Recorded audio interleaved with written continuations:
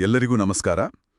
ಇವತ್ತು ನಾವು ಸಂಧ್ಯಾವಂದನೆಯ ಅಂತರಂಗ ಈ ವಿಷಯದ ಬಗ್ಗೆ ಸ್ವಲ್ಪ ಆಳವಾಗಿ ಮಾತಾಡೋಣ.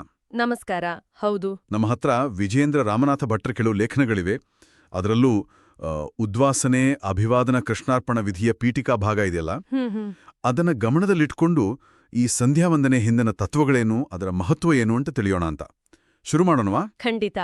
ಈ ಮೂಲಗಳು ಅಂದ್ರೆ ಭಟ್ಟರ ಲೇಖನಗಳು ಸಂಧ್ಯಾವಂದನೆಯನ್ನ ಬರೀ ಒಂದು ಹೇಳ್ಬೇಕು ಅಂದ್ರೆ ಮೆಕ್ಯಾನಿಕಲ್ ಕ್ರಿಯೆ ಥರ ನೋಡಲ್ಲ. ಓಹೋ, ಹೌದಾ? ಹೌದು, ಅದೊಂದು ಆಳವಾದ ಆಧ್ಯಾತ್ಮಿಕ ಸಾಧನೆ ಅಂತ ಹೇಳ್ತವೆ. ಅದರ ಒಳಗಿನ ಅರ್ಥ, ಅಂತರಂಗವನ್ನ ತಿಳಿಯೋದೇ ಮುಖ್ಯ ಅಂತ. ಸರಿ, ಹಾಗಾದರೆ ಈ ಮೂಲಗಳ ಪ್ರಕಾರ ಈ ಆಚರಣೆಯ ಮುಖ್ಯ ಉದ್ದೇಶವಾದ್ರೇನು? ನೋಡಿ, ಜೀವನದ ಅಂತಿಮ ಗುರಿ ಏನಪ್ಪಾ ಅಂದ್ರೆ ನಮ್ಮೊಳಗಿನ ಆತ್ಮತತ್ವವನ್ನ ಅರಿಯೋದು, ಅದನ್ನ ಜಾಗೃತಗೊಳಿಸೋದು. ಈ ಗುರಿ ಸಾಧನೆಗೆ ಸಂಧ್ಯಾವಂದನೆ ಅನ್ನೋದು ಒಂದು ಪ್ರಮುಖವಾದ ಆಧ್ಯಾತ್ಮಿಕ ತಪಸ್ಸು ಇದ್ದಾಗೆ. ಮುಖ್ಯವಾಗಿ ಗಾಯತ್ರಿ ಜಪ ಇದೆಯಲ್ಲ, ಹೌದು, ಗಾಯತ್ರಿ ಮಂತ್ರ. ಅದರ ಮೂಲಕ ಭಗವಂತನನ್ನ ಒಲಿಸಿಕೊಳ್ಳೋದು ಇದರ ಕೇಂದ್ರ. ಆ ಗಾಯತ್ರಿಯ ಧೀಶಕ್ತಿ ಅದು ನಮ್ಮ ಬುದ್ಧಿಯನ್ನ ಪ್ರಚೋದಿಸುತ್ತೆ ಅಂತ. ಆದ್ರಿಂದ ಕೀರ್ತಿ, ಆಯುಷ್ಯ, ಆರೋಗ್ಯ ಎಲ್ಲ ಸಿಗುತ್ತೆ ಅಂತ ಈ ಲೇಖನಗಳಲ್ಲಿ ವಿವರಿಸಿದ್ದಾರೆ. ಸರಿ, ಈ ಗಾಯತ್ರಿ ಜಪದ ಬಗ್ಗೆ ಹೇಳಿದ್ರಿ. ಈಗ ಬೇರೆ ಪೂಜೆಗಳು ಇವೆಯಲ್ಲ, ಅಂದ್ರೆ ದೇವರ ಪೂಜೆ ಅಂತ, ಅದಕ್ಕೂ ಇದಕ್ಕೂ ಏನು ವ್ಯತ್ಯಾಸ, ಹೇಗೆ ಇದು ವಿಶೇಷ ಅಂತ ಮೂಲಗಳು ಏನಾದ್ರೂ ಹೇಳ್ತವ? ಹೌದು. ಒಂದು ಇಂಟ್ರೆಸ್ಟಿಂಗ್ ಹೋಲಿಕೆ ಇದೆ ನೋಡಿ. ದೇವರ ಪೂಜೆಗೆ ಈಗ ಆವಾಹನೆ ಮಾಡಬೇಕು, ಪ್ರತ್ಯಾವಾಹನೆ, ಹೀಗೆ ಕೆಲವೊಂದು ಸಲ ಸ್ವಲ್ಪ ಕಷ್ಟ ಅನ್ಸೋ ವಿಧಿಗಳೆಲ್ಲ ಇರ್ತವೆ. ಕರೆಕ್ಟ್. ಆದ್ರೆ ಸಂಧ್ಯಾವಂದನೆಯಲ್ಲಿ ಅಷ್ಟೊಂದು ಸಂಕೀರ್ಣತೆ ಇಲ್ಲ. ನಮ್ಮ ಹೃದಯ ಕಮಲದಲ್ಲೇ ಇರೋ ಭಗವಂತನನ್ನ ಅಲ್ಲೇ ಧ್ಯಾನ ಮಾಡೋದು. ಹಾಗೆ. ಹೌದು, ಅದಕ್ಕೆ ಪ್ರಾಮುಖ್ಯತೆ. ಇದು ಸ್ವಲ್ಪ ಸುಲಭ ಸಾಧ್ಯ ಮತ್ತು ಜ್ಞಾನ ಮಾರ್ಗಕ್ಕೆ ಹೆಚ್ಚು ಹತ್ರವಾದ ಸಾಧನೆ ಅಂತ ಪರಿಗಣಿಸ್ತಾರೆ. ಜ್ಞಾನ ಮಾರ್ಗಕ್ಕೆ ಹತ್ತಿರ ಅಂತೀರಾ? ಹೌದು. ಭಗವದ್ಗೀತೆಯಲ್ಲಿ ಶ್ರೀಕೃಷ್ಣ ಹೇಳಿದನಲ್ಲ, ಯಜ್ಞಾನಾಂ ಜಪಯಜ್ಞೋಸ್ಮಿ ಅಂತ. ಯಜ್ಞಗಳಲ್ಲಿ ನಾನು ಜಪಯಜ್ಞ ಅಂತ. ಹೌದು, ನೆನಪಿದೆ. ಅದೇ ಇಲ್ಲಿ ಮುಖ್ಯವಾಗುತ್ತೆ. ಸರಿ, ಇದು ಕೇವಲ ಧ್ಯಾನ, ಜಪ ಅಷ್ಟೇನಾ, ಅಥವಾ ನಮ್ಮ ಶರೀರ ಅಂದ್ರೆ ಪಿಂಡಾಂಡ ಮತ್ತೆ ಈ ವಿಶ್ವ ಬ್ರಹ್ಮಾಂಡ ಇದರ ಅರಿವಿಗೂ ಇದಕ್ಕೂ ಏನಾದ್ರೂ ಸಂಬಂಧ ಇದೆಯಾ? ಖಂಡಿತ ಇದೆ. ಈಗ ನೋಡಿ, ಆಚಮನ ಮಾಡ್ತೀವಿ, ಪ್ರಾಣಾಯಾಮ ಮಾಡ್ತೀವಿ, ಇವೆಲ್ಲ ಬರೀ ಫಿಸಿಕಲ್ ಆಕ್ಷನ್ಸ್ ಅಷ್ಟೇ ಅಲ್ಲ. ಇವುಗಳ ಮೂಲತಃ ನಮ್ಮ ಶರೀರ ಅಂದ್ರೆ ಪಿಂಡಾಂಡ ಮತ್ತು ಈ ಬ್ರಹ್ಮಾಂಡದ ರಚನೆಯಲ್ಲಿರೋ ಮೂಲತತ್ವಗಳನ್ನ ಅರಿಯೋಕೆ ಸಹಾಯ ಆಗತ್ತೆ. ಇದು ಬಹಳ ಹಳವಾದ ವಿಷಯ ಆಯ್ತಲ್ಲ. ಹೌದು, ಒಂದ್ ರೀತಿ ಇದು ಪ್ರಕೃತಿಯ ತ್ರಿಗುಣಗಳು, ಸತ್ವ, ರಜಸ್, ತಮಸ್, ಮತ್ತೆ ನಮ್ಮೊಳಗಿನ ಅರಿಷಡ್ ವರ್ಗಗಳು, ಕಾಮ, ಕ್ರೋಧ ಇತ್ಯಾದಿ, ಇವೆಲ್ಲ ಮೀರಿ ನಿಲ್ಲೋಕೆ ಸಹಾಯ ಮಾಡತ್ತೆ. ಅಂದ್ರೆ ಮನಸ್ಸಿನ ಶುದ್ಧೀಕರಣಕ್ಕೆ ಇದು ದಾರಿ. ಖಂಡಿತ. ಅಂತಃಕರಣ ಅಂದ್ರೆ ಮನಸ್ಸು, ಬುದ್ಧಿ, ಅಹಂಕಾರ, ಚಿತ್ತ, ಇದನ್ನ ಶುದ್ಧೀಕರಿಸೋದೇ ಇದರ ಒಂದು ಮುಖ್ಯವಾದ ಒಳಗಿನ ಗುರಿ. ಸರಿ, ಈ ಆಧ್ಯಾತ್ಮಿಕ ಗುರಿಗಳ ಜೊತೆಗೆ ಪ್ರಾಕ್ಟಿಕಲ್ ಆಗಿ ಅಂದ್ರೆ ದಿನನಿತ್ಯದ ಜೀವನಕ್ಕೆ ಇದರಿಂದ ಏನ್ ಲಾಭ ಅಂತ ಈ ಲೇಖನಗಳಲ್ಲಿ ಹೇಳಿದ್ದಾರಾ? ಹೇಳಿದ್ದಾರೆ. 2 ಮುಖ್ಯ ಲಾಭಗಳನ್ನ ಒತ್ತಿ ಹೇಳ್ತಾರೆ. ಒಂದು, ನಮ್ಮ ಮನಸ್ಸನ್ನ ಕಲುಷಿತಗೊಳಿಸೋ ಪಾಪಗಳು ಅಥವಾ ದೋಷಗಳಿಂದ ಪರಿಹಾರ. ಇನ್ನೊಂದು, ನಮ್ಮ ಅಂತಃಕರಣದಲ್ಲಿ ಮತ್ತೆ ದೇಹದ ಎಲ್ಲಾ ಅಂಗಾಂಗಗಳಲ್ಲೂ ಭಗವಂತನ ಸನ್ನಿಧಾನವನ್ನ ಅನುಭವಿಸೋದು, ಸ್ಥಾಪಿಸೋದು. ಇವು ಮುಖ್ಯವಾದವು.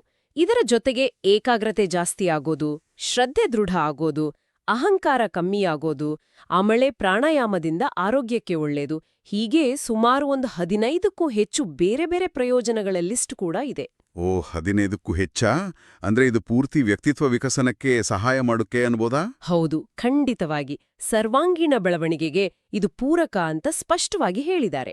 ಸರಿ, ಈಗ ಸಂಧ್ಯಾವಂದನೆಯ ಕೊನೆಯಲ್ಲಿ ಉದ್ವಾಸನೆ, ಅಭಿವಾದನ, ಕೃಷ್ಣಾರ್ಪಣ ಅಂತ ಬರುತ್ತಲ್ಲ, ಅದರ ಬಗ್ಗೆ ಸ್ವಲ್ಪ ಹೇಳ್ತೀರಾ? ಅದರ ಮಹತ್ವ ಏನು? ಇವು ಬರೀ ಕೊನೆಯಲ್ಲಿ ಮಾಡೋ ಕ್ರಿಯೆಗಳಲ್ಲ. ಇದರಲ್ಲಿ ಒಂದು ಸಂಪೂರ್ಣ ಸಮರ್ಪಣಾ ಭಾವ ಇದೆ. ಸಮರ್ಪಣಾ ಭಾವ? ಹೌದು.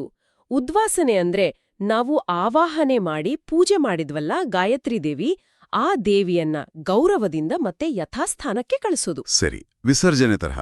ಹೌದು. ಅಭಿವಾದನ ಅಂದ್ರೆ ನಮಸ್ಕಾರ ಮಾಡೋದು. ಮುಖ್ಯವಾಗಿ ನಮ್ಮನ್ನ ಹೊತ್ತಿರೋ ಭೂಮಿ ತಾಯಿಗೆ, ಗುರು ಹಿರಿಯರಿಗೆ, ದೇವತೆಗಳಿಗೆ ಎಲ್ಲ ಒಂದು ಕೃತಜ್ಞತೆಯಿಂದ ನಮಿಸೋದು. ಆಮೇಲೆ ಕೃಷ್ಣಾರ್ಪಣ. ಇದು ಬಹಳ ಮುಖ್ಯ.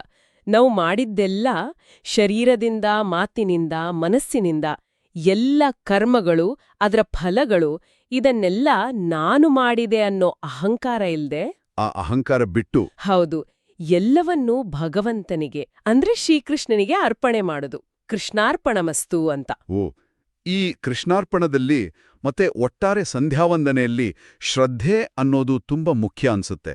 ಈ ಶ್ರದ್ಧೆ ಅಂದ್ರೆ ಬರೀ ನಂಬಿಕೆನಾ ಅಥವಾ ಅದಕ್ಕೂ ಮೀರಿದ್ದೇನಾದ್ರೂ ಇದೆಯಾ? ಮೂಲಗಳು ಏನು ಹೇಳ್ತವೆ? ಒಳ್ಳೆ ಪ್ರಶ್ನೆ. ಬರೀ ನಂಬಿಕೆ ಅಲ್ಲ.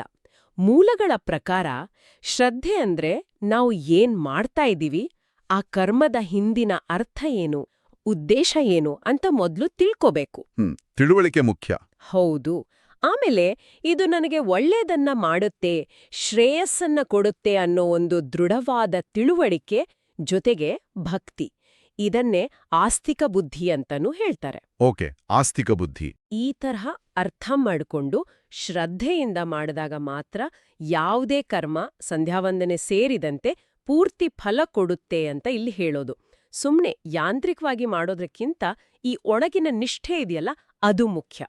ಹಾಗಾದ್ರೆ ಒಟ್ಟಾರೆಯಾಗಿ ಈ ಲೇಖನಗಳ ಸಂದೇಶವನ್ನ ಹೀಗೆ ಸಂಕ್ಷಿಪ್ತವಾಗಿ ಹೇಳ್ಬೋದಾ?